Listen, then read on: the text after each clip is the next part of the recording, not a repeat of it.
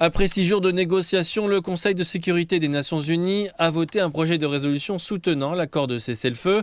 14 des 15 membres du Conseil ont apporté leur soutien, seule la Russie s'est abstenue. Ce vote exercera une pression internationale sur le Hamas et Israël pour qu'ils approuvent officiellement l'accord.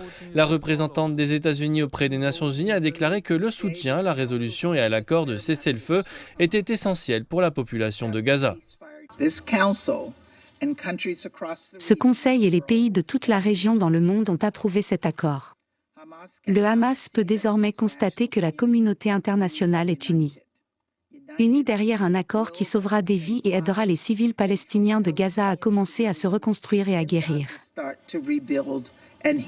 L'ambassadeur de Chine s'est également exprimé sur la nécessité d'agir à Gaza. La catastrophe humanitaire sans précédent de l'offensive massive d'Israël contre Rafah et son attaque contre les camps de réfugiés ont causé des victimes supplémentaires. Face à une telle tragédie humaine, la communauté se devait d'agir. Le Conseil de sécurité des Nations Unies et de nombreux pays ont adopté des résolutions contenant des dispositions claires. Un cessez-le-feu immédiat et inconditionnel, la libération immédiate de tous les otages et détenus palestiniens et la fourniture immédiate et rapide de l'aide nécessaire aux citoyens de Gaza. Et une responsabilité stricte pour les actes commis à Gaza qui violent le droit humanitaire.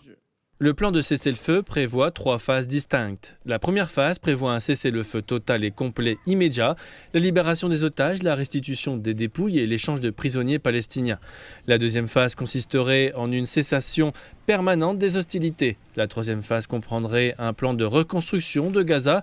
Le plus difficile est maintenant de faire appliquer cette résolution. Cela ne peut se faire que si le Hamas et Israël acceptent l'accord de cessez-le-feu.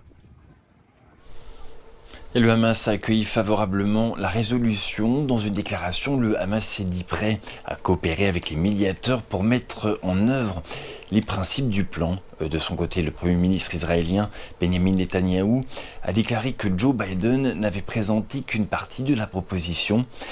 Israël affirme qu'il poursuivra son offensive jusqu'au retour de tous les otages et jusqu'au démantèlement des capacités militaires et administratives du Hamas.